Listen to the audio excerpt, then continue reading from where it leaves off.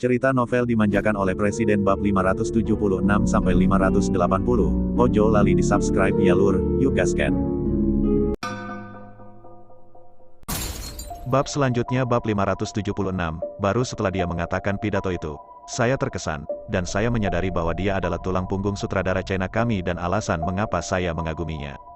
Segera setelah itu, Lu Yanzi menceritakan kepada Jenny kata-kata yang diucapkan Zhang Xin kepadanya saat itu, awalnya tanpa bergerak. Jenny terguncang setelah mendengar itu, sulit membayangkan kata-kata seperti itu keluar dari mulut sutradara muda seperti itu. Dia berkata, selama bertahun-tahun, film fiksi ilmiah Timur telah digantung oleh Barat, bukan karena kami ingin digantung, tetapi karena kami tidak memiliki teknologi yang matang, kami tidak memiliki ide-ide yang berpikiran maju. Dan dia ingin menjadi orang pertama yang mendobrak penghalang, memimpin film fiksi ilmiah Timur, benar-benar datang ke Barat untuk pertama kalinya, menunjukkan kepada mereka bahwa Timur juga bercita-cita untuk alam semesta dan dapat membuat film fiksi ilmiah yang bagus.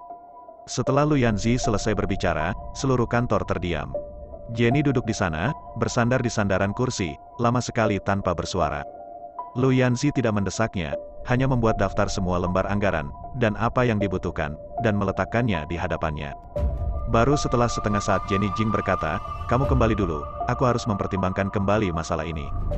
Bagaimanapun, ini adalah investasi $500 juta, jadi pekerjaan yang ceroboh bukanlah pilihan. Tentu saja, Lu Yanzi tahu bahwa pertama kali akan sulit untuk membujuk Jenny sepenuhnya, jadi dia tidak memaksakan diri, berdiri, mengangguk, dan berbalik untuk keluar. Hanya setelah Lu Yanzi pergi, Jenny benar-benar mengambil tumpukan informasi itu lagi dan memeriksanya dengan cermat. Itu 2 jam kemudian setelah membaca informasi, Jenny meregangkan tubuh dengan lelah dan berdiri, menggerakkan tubuhnya. Saya harus mengatakan, proyek ini, hanya dari informasi ini, Anda dapat melihat bahwa Lu Yan menggunakan hatinya. Entah itu untuk keinginan terakhir teman baik atau jika Anda benar-benar ingin berkontribusi dalam fiksi ilmiah Timur. Singkatnya, ini adalah proyek yang layak hanya dengan melihat informasinya. Jenny memikirkannya dan menelepon Biden Lu. Biden Lu sedang rapat di markas grup Lu saat ini, dan ketika dia menerima panggilannya, dia mengangkat tangannya untuk menghentikan kader eksekutif Lu yang melaporkan data, lalu menyingkir, melembutkan suaranya, dan bertanya, Jenny, ada apa? Jenny duduk di kursinya, mengusap alisnya dan tersenyum, apakah saya mengganggu pekerjaan Anda? Biden Lu berkata di depan sekelompok besar eksekutif yang mengawasinya dan menunggunya menutup telepon untuk melanjutkan pertemuan. Tidak, saya hanya punya waktu luang dan akan menelepon Anda juga. Semua petinggi, Jenny Jing tersenyum. Itu bagus, ada satu hal, saya agak ragu untuk meminta Anda membantu saya dengan ide saya. Nah, katamu, Jenny Jing kemudian memberitahu Biden Lu yang sebenarnya tentang proyek ini. Setelah mendengar ini, Biden Lu tidak berkomentar, tetapi malah bertanya, bagaimana menurutmu? Jenny ragu-ragu sejenak, tetapi akhirnya memilih untuk mengatakan yang sebenarnya. Ini risiko besar, tetapi jika berhasil, ini bukan hanya dalam hal perolehan moneter, ini sebagian besar merupakan pencapaian CV. Bibir Biden Lu sedikit melengkung di sudut kata-katanya. Kemudian tanpa ragu-ragu, lalu tembak, Jenny tidak berharap dia setuju begitu cepat dan terkejut. Tidak, apakah Anda kehilangan maksud saya? Biden Lu tersenyum, jenis senyum yang sangat memanjakan dan percaya diri. Saya mendengar apa yang Anda katakan, tetapi karena Anda mengatakannya memiliki semua potensi untuk berhasil, tentu saja itu akan berhasil. Tapi bagaimana jika gagal? Ini bukan investasi kecil, dan dari apa yang saya lihat, orang-orang telah kehilangan kepercayaan pada materi pelajaran, jadi akan ada sangat sedikit investasi luar tambahan yang dapat dibuat, dan semua itu perlu dilakukan, berasal dari kami di Serenity International sendiri. Biden Lu terus tersenyum, seolah dia bahkan tidak peduli dengan masalah ini. Justru karena sangat berisiko kita melakukannya. Jenny agak bingung dan tidak begitu mengerti apa yang dia maksud. Dengarkan saja desahan hantu Biden Lu. Saya pikir Anda mengatakan bahwa itu akan menjadi tonggak dalam kemajuan jika itu berhasil. Siapa lagi selain kita, Serenity International, yang memiliki kekuatan dan nyali seperti itu untuk melakukan hal seperti itu. Jika kita semua takut mengambil risiko, maka bahkan jika hanya memiliki 10% kemungkinan untuk diselesaikan, itu tidak akan pernah selesai. Jenny sangat terguncang, Biden Lu melanjutkan, bahkan jika kami kalah, kami telah mencobanya dan memiliki hati nurani yang bersih, bukan begitu? Telepon itu sunyi, butuh waktu lama sebelum aku mendengar suara Jenny. Dia sepertinya tersenyum tanpa diduga, nadanya agak rumit. Sen, aku benar-benar, kata Jenny setelah jeda sambil tersenyum, aku semakin menyukaimu. Mata pria itu, saat mendengar kata-katanya, menyipit karena senang. Di ruang konferensi, Para eksekutif yang duduk di kursi mereka menunggu Biden Lu selesai berbicara di telepon dan melanjutkan pertemuan tidak mendengar apa yang dikatakan Jenny Jing di telepon. Hanya melihat bos besar keluarganya sendiri, wajah yang biasanya dingin dan dingin, sekarang lembut dan penyayang, dan ada senyuman aneh dan lembut di wajah es itu. Mendesis, semua orang bergidik serempak. Biden Lu balas menatap mereka sebelum berkata ke telepon, "Itu saja untuk saat ini jika tidak ada yang lain." Jenny mengangguk, "Baiklah, aku akan mengambil risiko." "Ya, baguslah kau memutuskan." Setelah menutup telepon, Biden Lu kembali ke meja konferensi, pandangannya kembali ke ketidakpedulian sebelumnya, samar-samar menyapu lingkaran orang dan duduk. Eksekutif yang tadi baru melaporkan data, langsung berkumpul dan melanjutkan laporan pekerjaan sebelumnya. Sekelompok orang, duduk tegak seolah-olah tidak terjadi apa-apa, tetapi mereka semua sudah bergosip. Dan sisi lainnya, Jenny dipandu oleh petunjuk dari Biden Lu dan langsung mengerti maksudnya. "Ya, investasi yang begitu besar, risiko yang begitu besar, dan melihat industrinya, hanya Aning Internasional yang sekarang memiliki sumber keuangan dan kekuatan untuk melakukan hal seperti itu. Jika berhasil, ini akan menjadi langkah maju yang bagus. Jika Anda kehilangan uang, tidak ada yang dapat Anda lakukan, karena seseorang harus melakukannya cepat atau lambat. Jika tidak ada yang terburu-buru untuk mengambil langkah pertama, mereka yang mengikuti akan semakin takut untuk membuat film, dan CV adalah subjek yang tidak akan pernah bisa diangkat di negara ini." Berpikir seperti ini, Jenny Jing menelepon Lu Yanzi dan memintanya untuk meluangkan waktu malam itu untuk membuat janji lagi dengan penulis skenario, dan dia akan berbicara dengan mereka secara mendetail di malam hari. Lu Yanzi sangat senang mendengar berita itu. "Saya pikir saya harus menunggu lebih lama untuk berita, dan belum tentu kabar baik. Tapi aku tidak berharap menunggu panggilan Jenny secepat itu." Dia menelepon, tidak percaya, dan menindaklanjuti dengan, "Benarkah, apakah proyek ini benar-benar disetujui?" Jenny tersenyum, "Saya tidak yakin, tapi saya tertarik untuk mempelajarinya lebih lanjut, tidak apa-apa." Bab 577 tentu saja Lu Yanzi tidak akan menolak, menganggukkan kepalanya tanpa henti, "Ya, tentu saja." Jadi, malam itu, mereka bertiga menemukan tempat untuk berdiskusi singkat tentang proyek tersebut. Percakapan mendetail berjalan dengan baik secara keseluruhan. Lu Yanzi tidak melakukan proyek ini dengan iseng. Dia tahu risiko yang harus diambil Jenny jika dia berinvestasi dalam proyek ini, dan juga tahu bahwa meskipun dia terkait dengan Biden Lu, kecil kemungkinan dia akan mendapatkan keuntungan dari investasi karena hubungan ini. Jadi dia benar-benar melakukan ini dengan ketulusan total. Mereka bertiga membicarakannya secara menyeluruh selama lebih dari 2 jam. Setelah menggali lebih dalam, Jenny menemukan bahwa ini adalah hal yang berisiko untuk dilakukan, tetapi bukan kesempatan yang terlewatkan untuk dicoba. Seperti yang dikatakan Biden Lu, jika investasi besar dan upaya berisiko tinggi semacam ini, bahkan jika Aning Internasional tidak berani melakukannya, maka investor lain, terlebih lagi, tidak akan berani melakukannya. Sebagai ujung tombak industri ini, ia memiliki fasilitas yang dinikmati, dan tentu saja ia harus mengambil bagian tanggung jawabnya. Pada akhirnya, Jenny menyetujui proyek yang diajukan oleh Lu Yanzi.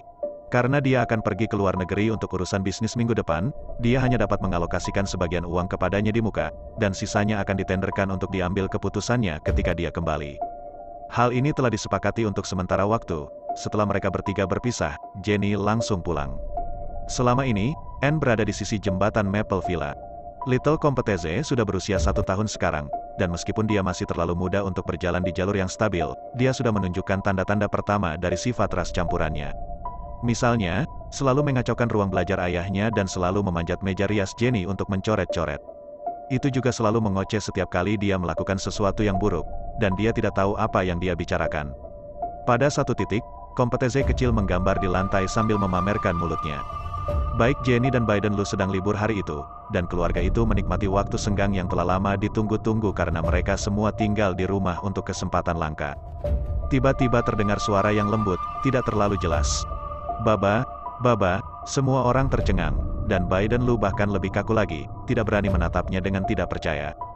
Little Competeze masih duduk di lantai, tanpa sadar bermain dengan kuasnya, tidak menyadari bahwa dia telah melakukan sesuatu yang menghancurkan bumi. Segera setelah itu, saya melihat Biden Lu tiba-tiba melompat dari sofa, berlari menghampiri dan memeluk Bobby, bertanya, "Kamu baru saja memanggilku apa?" Little Competeze, yang saat itu bahkan belum berusia 1 tahun dan baru berusia 10 bulan, menatapnya sejenak, dan tiba-tiba terkikik.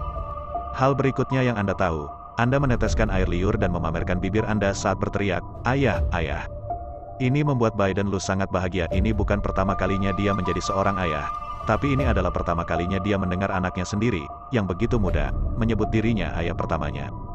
Gairah itu terasa jelas. Malam itu, Biden Lu sangat senang karena pelayan keluarga membuat pesta yang sangat mewah dan ingin merayakannya. Hati Jenny bisa jadi perih setelah mengetahui hal ini. Dia berlari dan memeluk Bobby, menggodanya, "Zez, kamu menelpon ayah, bagaimana kalau menelpon Mommy juga?" Namun, Little Competeze mengabaikannya begitu saja. Sebaliknya, dia menatap dadanya, dan tangan kecil gemuk pergi ke sana.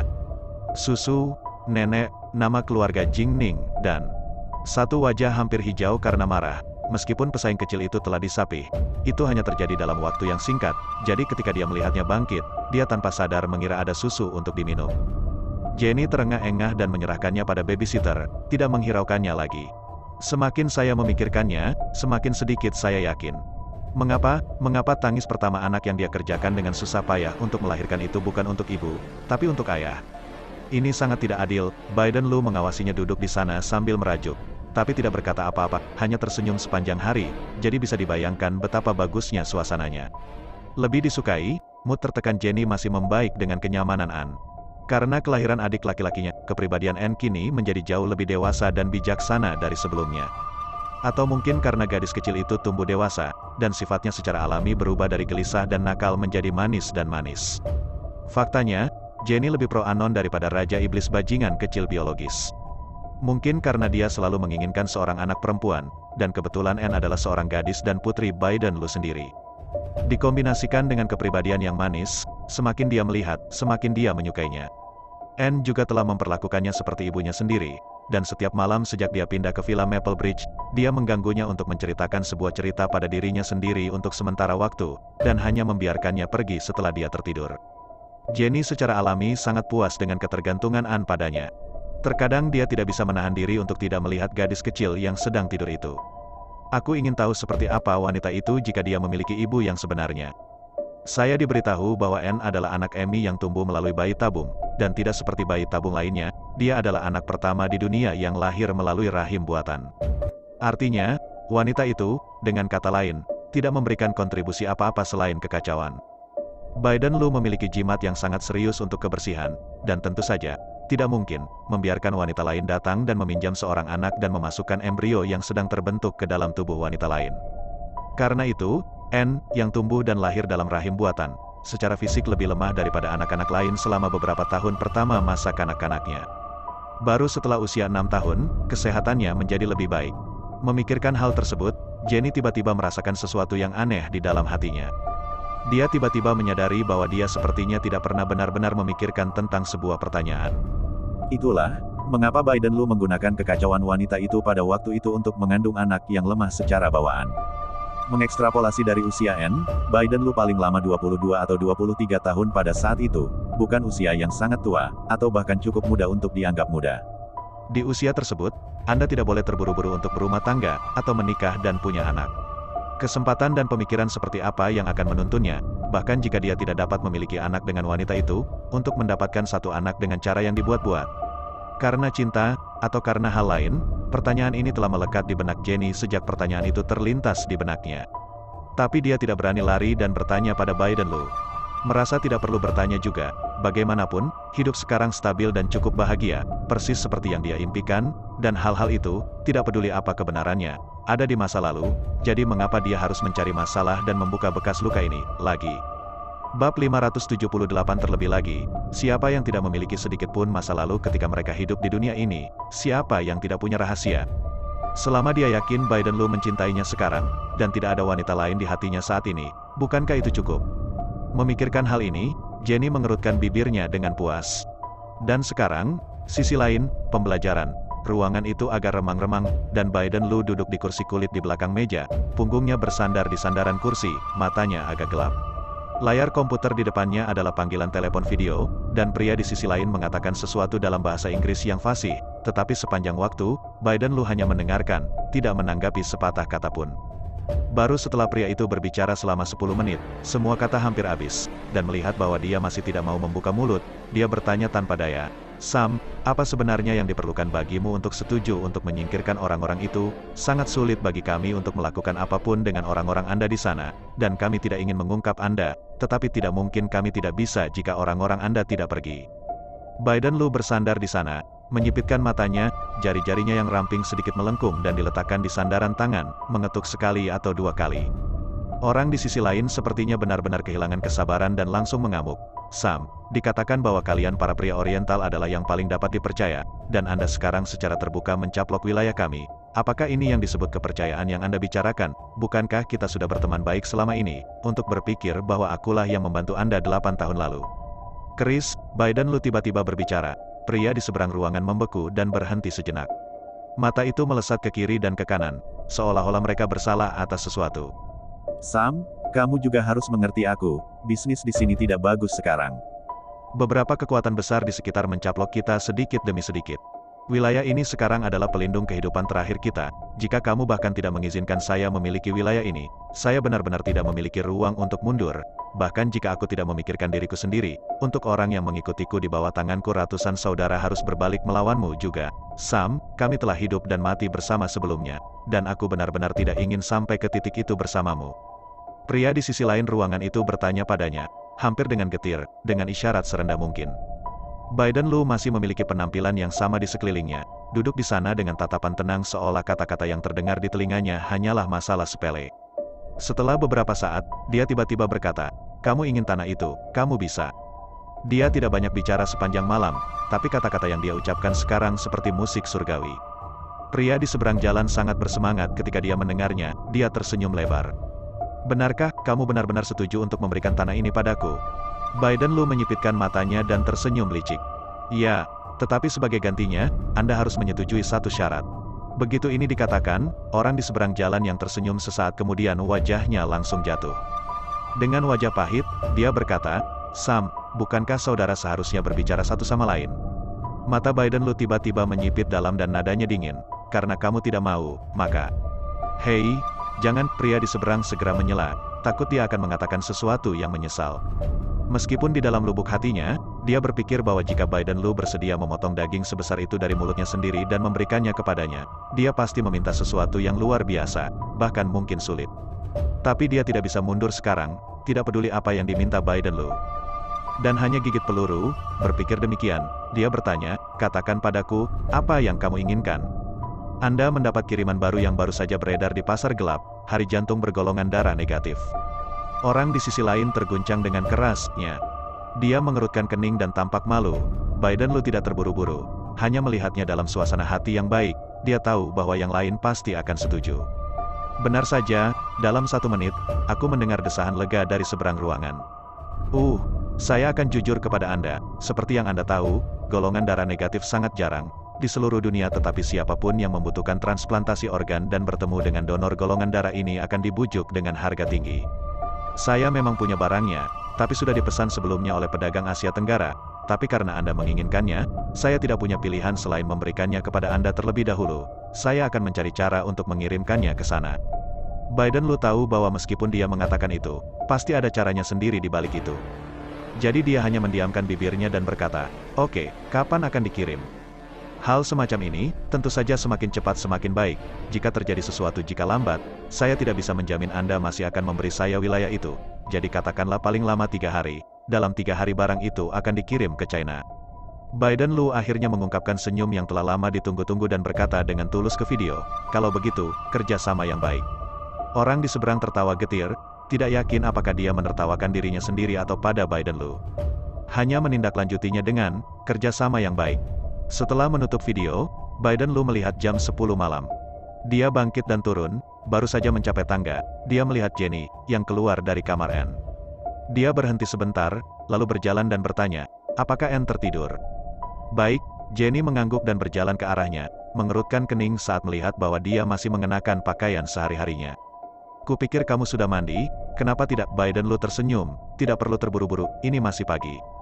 Jenny mendesah tak berdaya. Mengulurkan tangan, dia merapikan kerahnya yang sedikit acak-acakan dan berkata, "Apakah kamu lupa, kamu akan melakukan perjalanan bisnis ke T besok, dan kamu memiliki penerbangan jam 6 pagi. Jadi jika kamu tidak melakukannya mandi dan istirahat dan tidur lebih awal pada saat ini, bagaimana Anda akan bangun di pagi hari?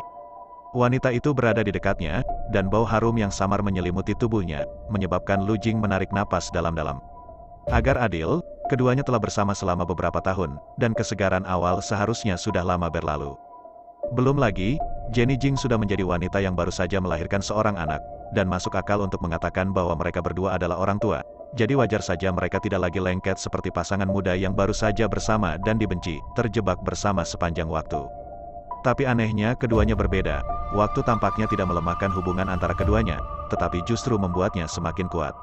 Sama seperti anggur yang enak, semakin lama Anda meninggalkannya, semakin aromatik jadinya, dan semakin Anda menciumnya, semakin nyaman dan memabukkan rasanya. Adapun Jenny, yang jelas sudah menjadi ibu dari 2 anak, pesonanya meningkat bukannya menurun, memudarkan keremajaan seorang gadis muda, dan seluruh tubuhnya memancarkan gaya seorang wanita dewasa. Bab 579. Setiap kali dia berada di dekat Biden Lu akan merasa tergoda olehnya. Berpikir demikian, dia mengulurkan tangan dan meraih pinggangnya dan membawanya ke dalam pelukannya. Jenny, jangan remehkan energi suamimu. Dia menundukkan kepalanya sedikit, suaranya serak karena tawa. Nafas panas dari hidungnya menyapu pipinya yang putih, memunculkan sedikit ambiguitas. Entah kenapa, tapi ketika sudah jelas dia tidak melakukan apa-apa, hanya mengatakan sepatah kata pun, Jenny tanpa sadar tersipu. Wajah kecil merah muda dan cantik itu, seperti matahari terbenam yang melayang di antara lapisan awan putih, cantik dan menginspirasi. Biden Lu tersenyum dan menundukkan kepalanya, mengelus bibirnya dengan lembut. Jenny menegang, hanya separuh tubuhnya yang agak mati rasa. Dia terlalu sibuk menggunakan inderanya untuk menghentikannya sebelum dia melanjutkan ke langkah berikutnya. Jangan, ada orang di rumah, bahkan mengabaikan para pelayan, ada 2 anak. Anak-anak sudah tidur, tapi siapa yang tahu kapan mereka akan bangun tiba-tiba. Biden Lu jelas memahami hal ini juga, dan selain diam-diam mengutuk bola lampu di dalam hatinya, dia membungkuk dan menggendong Jenny Jing ke seberang ruangan. Jenny terkejut dengan gerakannya yang tiba-tiba, jari-jarinya tanpa sadar menarik kerahnya dengan erat dan berteriak, Biden Lu, apa yang kamu lakukan? Pria itu tersenyum rendah dan bodoh, untuk membuktikan kepada Anda energi baik saya. Jenny, malam itu, tentu saja, tidak masuk akal. Pada paruh kedua malam, Jenny telah menangis dan memohon belas kasihan, tetapi tidak ada yang tahu kegilaan macam apa yang tiba-tiba dialami pria itu, dan tidak peduli berapa banyak dia memohon belas kasihan, dia menolak untuk membiarkannya pergi. Pada akhirnya, dia tidak tahu bagaimana keadaannya, tetapi dia jatuh pingsan dan pingsan lagi. Keesokan paginya, ketika dia bangun lagi, hampir jam 10. Jenny duduk dengan linglung, meraih ponselnya, dan terkejut saat itu. Ya Tuhan, kenapa lama sekali? Dia ingat, bagaimanapun, bahwa itu adalah akhir pekan, dan dia kesulitan menemukan waktu untuk berjanji pada Anne bahwa dia akan menemaninya ke pertunjukan gambar anak-anak pagi ini. Sekarang sudah jam 10, dan saya tidak tahu apakah sudah terlambat untuk sampai ke sana. Jika terlambat, bukankah itu melanggar janji yang Anda buat dengan Anne? Jenny hanya benci mengutuk Biden Lu sampai mati, namun ketika dia melihat ke belakang dengan hati-hati, dia menyadari bahwa Biden Lu sudah lama pergi dari kamar. Mengingat bahwa dia harus berangkat dengan penerbangan jam 6 pagi hari ini, dia mungkin sudah pergi lama sekali. Baru kemudian dia merosot kembali ke tempat tidur, dan setelah sedikit meredakan sakit punggungnya, dia pergi ke kamar mandi untuk mandi. Pada saat pencucian selesai, sudah 15 menit kemudian. Jenny pun berusaha memampatkan waktunya untuk bergerak secepat mungkin. Dia tidak ingin memenuhi harapan Anne, dan dia tidak ingin menjadi orang dewasa yang tidak menepati janjinya. Jadi begitu dia berpakaian, dia bergegas menuruni tangga. Begitu di bawah, saya melihat bahwa Anne memang sedang duduk dengan manis di sofa, menonton film kartun, sementara kompetisi kecil sedang dibawa oleh pengasuhnya untuk bermain di bagian mainan di sebelahnya. Dia berjalan cepat dan memeluk Anne dengan wajah menangis dan berkata, Anne, maafkan ibu kamu terlambat, ibu bangun terlambat. Anne menatapnya, sepasang roh mata besar yang bergerak berkedip dan berkedip beberapa kali, dan kedua bulu mata itu setebal dan padat seperti 2 kipas kecil yang melengkung. Dia berkata dengan tajam, apa yang kamu bicarakan? Bu, kamu belum terlambat. Jenny tertegun, Anne menyerahkan tiket pameran lukisan di tangannya. Bu, pameran lukisannya untuk sementara dijadwal ulang. Seharusnya tutup siang, tapi sekarang ditunda sampai jam 6 sore, jadi kalaupun kita harus ke sana setelah makan siang, tidak apa-apa oh. Jenny sedikit terkejut, mengambil tiket itu, hati-hati kiri, kanan, atas dan bawah untuk membacanya kembali, dan benar-benar mengatakan waktu itu jam 8 pagi sampai jam 0 sore. Ada yang salah. Dia berbalik dan mengambil tasnya, dari mana dia mengambil tiket pameran lukisan yang telah dia persiapkan sebelumnya. Bunyinya jam 8 pagi sampai jam 0 siang, apa yang sedang terjadi?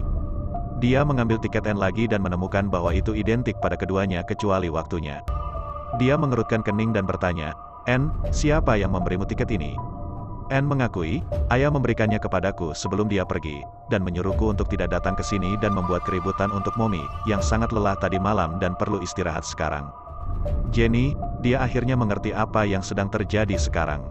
Itu semua yang dilakukan pria itu, tadi malam, itu membuatnya bingung sepanjang malam, dan hari ini, karena takut dia akan menyalahkan dirinya sendiri, dia menelpon dulu dan mendapat koneksi agar waktu penutupan dijadwalkan ulang sehingga dia tidak akan terlambat bangun untuk menemani N ke pameran lukisan. Dia tahu bahwa dia selalu menghargai fakta antara dirinya dan N, dan jika dia menunda fakta dengan N karena omong kosongnya, dia akan marah dan akhirnya melampiaskan amarahnya padanya. Jadi dia telah melakukan pekerjaan persiapan sebelumnya, dan selama pameran lukisan tidak ditunda, tidak ada alasan baginya untuk marah padanya. Dan sungguh, rencana yang canggih. Jenny sangat marah sampai dia sakit kepala, tetapi melihat wajah An yang penuh harap, dia tidak bisa mengatakan yang sebenarnya. Pada akhirnya yang ada hanyalah keengganan, karena kita bisa pergi sore juga, kita selesaikan saja makan siang kita di rumah dan sore harinya. Anne mengangguk setuju. Ketika Jenny melihat ini, dia tidak berhenti dan kembali ke atas untuk melanjutkan istirahat sejenak. Kabar baiknya, Biden Lu juga memiliki waktu penutupan pada sisi pengecatan dari jadwal pameran, jadi meski titik awalnya tidak tepat, hasilnya bagus. Dia baru saja akan istirahat ketika ada panggilan masuk. Jenny kebetulan hampir tertidur, dan dia terbangun dengan tersentak ketika telepon berdering di tanah. Akhirnya, saya menyentuh ponsel saya dan melihatnya, hanya untuk melihat ide penelepon di atasnya, dan itu dari negara F. Dia tampak begitu khusyuk sehingga semua rasa kantuk menghilang, otaknya langsung hilang, dan dia duduk dengan seluruh tubuhnya. Menekan koneksi dan meletakkan telepon ke telinganya, dia bertanya pelan, ada berita. Di seberang ruangan, suara wanita yang dingin, ya. Tapi saat ini saya tidak berhak untuk mengatakan lebih banyak melalui telepon, tetapi saya telah mengirimkan informasi spesifik, dengan cara khusus, ke alamat email yang sama yang Anda berikan kepada saya terakhir kali, jadi Anda akan tahu jika Anda memeriksanya. Jenny mengangguk, oke, saya mengerti. Setelah menutup telepon, saya langsung membuka email saya, dan benar saja, saya melihat email anonim. Email dienkripsi dengan cara yang sangat canggih untuk kerahasiaan. Bagus, Jenny telah mempelajari ini sebelumnya, jadi tidak terlalu sulit untuk memecahkannya. Bab 580 dengan cepat, dia membuka kodenya, mendownload email tersebut, dia dengan cepat membaca isinya. Tepat di atas, ada beberapa detail, tentang Chinese Society, dan tentang keberadaan anggota Chinese Society di sekitar saat K meninggal sebelumnya. Ada banyak situasi, dan jika Anda harus mendaftarkannya sebagai mencurigakan, pencarian bisa ekstensif. Tetapi orang yang mengirim email itu jelas adalah seorang veteran yang melacak hal-hal seperti itu, dan bahkan tidak menulis tentang tersangka lain yang mungkin tidak terlalu mapan, hanya berfokus untuk mengelilingi beberapa orang yang terkait erat dengan kematian pada saat itu. Selebihnya, Jenny memilih untuk mengabaikan semuanya, dan pada akhirnya, dia hanya mengunci pandangannya pada salah satunya. Saya melihat pria itu berkulit kuning dan kurus, tidak tinggi. Paling tinggi sekitar 1,75 hingga 1,74 meter, mengenakan jaket hitam, dengan kepala cukur ceper dan wajah agak pucat. Wajah tanpa banyak daging, ciri-ciri wajah adalah penampilan Asia yang paling biasa, tidak ada tempat yang menonjol atau sangat jelek, tipe yang, ketika dilemparkan ke kerumunan, segera berita itu bisa hilang. Satu-satunya hal yang harus dikatakan berbeda, mungkin, adalah mata itu. Mata itu benar-benar terlalu istimewa, meskipun keseluruhan orangnya sangat kurus. Tetapi sepasang mata tidak terlihat tidak sehat, melainkan sangat saleh. Pandangannya sangat tajam, seperti elang yang terbang di langit, hanya sekilas, satu tidak bisa membantu tetapi merasa terintimidasi. Jenny tiba-tiba punya intuisi, artinya, mata itu, dia sepertinya pernah melihatnya di suatu tempat sebelumnya. Dia tidak dapat mengingatnya, tetapi ketika dia melihat langsung ke layar dan bertemu dengan mata di layar, ada sesuatu yang sangat jelas tentang itu. Itu sudah biasa, seolah-olah dahulu kala, saya telah melihat langsung ke mata itu, seperti yang saya lakukan sekarang, dan, terlebih lagi, telah mengalami pertemuan yang tidak berarti. Kapan tepatnya itu?